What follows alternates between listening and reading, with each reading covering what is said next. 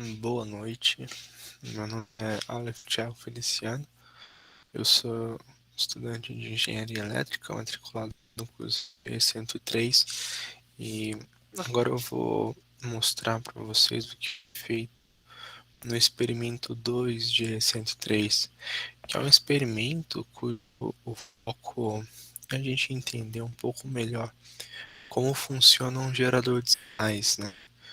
Como ali plotar na geração de sinais algumas coisas do tipo senoide, do tipo onda quadrada, né? Entender um pouco melhor como se dá os offsets e também a relação entre valor eficaz e valor de pico a pico, também um pouco no final ali sobre regulação de tensão. Então vamos começar. Vou seguir o padrão dos outros laboratórios que eu gravei. Eu fiz aqui um script usando o roteiro com imagens das simulações e passando ponto por ponto aqui. Então, a primeira posta era definirmos aqui alguns conceitos iniciais para que possamos dar uma senoide com VCC 0, uma onda quadrada com VCC 2 e uma senoide com VCC 2. Então, que eu dei as configurações aqui. Primeiro, base de tempo de 2 segundos por divisão, uma escala de 0,5 volts por divisão, valor de pico a pico de 4, né? Até porque a gente é 2 VCC, né? Em alguns casos. Então, quando for 0, vai de menos 2 a 2. Quando for 2 de VCC, vai de 0 a 4. Né? Um período de 10 milissegundos, uma frequência de 100 Hz. E ali o valor eficaz, coloquei 1,41 ali, mas depende. Depende primeiro de qual tipo de onda a gente está falando, né? Esse valor eficaz for de uma onda senoide vai ser de um jeito, se for de uma quadrada vai ser de outro. Então, começando aqui, como que a gente vai plotar aquela senoide com o VCC 0? A gente tem que lembrar que o software Alice ele não plota, né, para gente aqui nas saídas tensões negativas, né? Até pela simplicidade do circuito. Então, como que a gente vai fazer isso?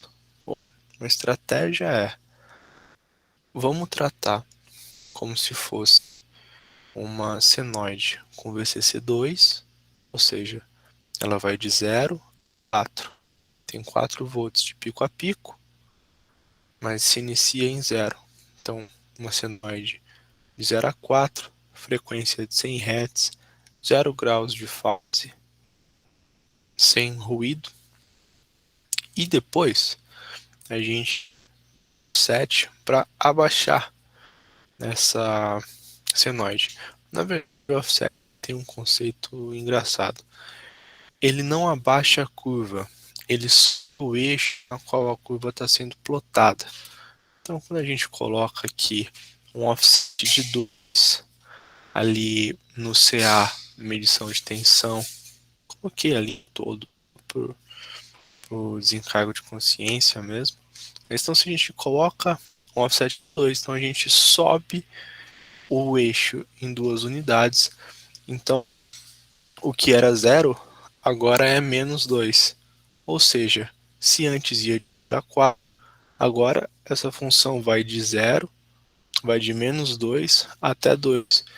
Mantemos a relação de 4 volts de pico a pico, mas mantemos também a necessidade de se ter o valor inicial em menos 2 e o valor final em 2 volts. Bom, para onda quadrada, a gente quer um VCC igual a 2. Ou seja, o valor médio tem que ser 2. Se o valor médio tem que ser 2, hoje pico a pico é 4, então a gente tem que ir de 0 até 4. Então, aqui é mais simples, a gente não que colocar offset em lugar nenhum, né? Já está pronto, basicamente. A gente só precisa mudar de uma senoide para uma onda do tipo square. Foi o que a gente fez aqui. Esse é o resultado, né? A gente vê que a onda vai de 0 a 4, VCC em 2. Por fim, a onda senoidal com VCC2, né? Então vai de 0 a 4 volts de pico a pico. Era aquela primeira onda que a gente tinha conseguido lá atrás, antes de aplicar o offset, para gerar a onda senoidal de VCC igual a 0. Aqui também super simples. Bom, esse é o resultado. Passamos então para o valor eficaz e valor médio dos sinais. Lembrando, né, que o valor eficaz é a raiz integral sobre o período que vai de 0 até o período final da função de tensão ao quadrado, ou seja, do módulo dessa função de tensão. Eficaz, a mesma coisa. Aqui a gente tem um fato interessante. Quando a onda é uma onda senoidal, o valor eficaz dessa onda é o valor de pico dividido por raiz de 2. Né? Que a gente está tratando ondas com valor de pico 2, então 2 sobre raiz de 2, cerca de 1,41. Agora, o mesmo não acontece em ondas que não são senoidais. Então a gente tem que expandir, né, todas as componentes de tensão, e então o valor eficaz fica como a raiz quadrada da soma quadrada das componentes de tensão. Né? Então, por mais que a gente tenha uma tensão zero, uma tensão negativa ali, o valor eficaz ele vai ser um número positivo, né? Melhor ali balanceando essas diferentes componentes de tensão. Detalhe, para a onda quadrada, o valor eficaz é igual ao valor de pico. Isso a gente vai ver um pouquinho mais à frente. Então, através do Alice agora, ajuste a mesma amplitude e faça a leitura do valor de pico e do valor eficaz da senoidal e da onda quadrada. É isso que a gente fez aqui. Pô, primeiro, aqui pela onda senoidal, a gente vê que o valor RMS, né, o valor eficaz, é de 1,41, que é exatamente 2 sobre raiz de 2. E onda quadrada, 1,99, ou seja, 2, que é o valor de pico mesmo, né? Que então basicamente o que a gente tem aqui é que o valor de pico é igual ao valor eficaz. Só a título de curiosidade, como que a gente vê isso aqui? Eu vou aqui na lateral, a gente sempre tem um MIAS CACB, a gente consegue colocar RMS, PAP e P, que são valor de pico, valor de pico e valor RMS. Bom, continuando, né? Tem um pouquinho de regulação de tensão aqui. E temos duas perguntas. Primeira, qual a tensão terminal da fonte quando a resistência externa é igual à resistência interna?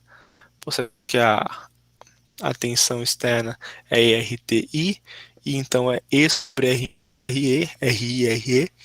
Então, RI é igual a RE, então a tensão terminal é igual a tensão da fonte dividido por 2. E qual a regulação de uma fonte ideal? Pô, se a regulação é dada por a resistência interna vezes a corrente interna sobre a tensão interna, qual é a regulação para a fonte ideal? A regulação é nula, né? Afinal, a resistência interna de uma fonte ideal também é nula. Assim terminamos no experimento 2.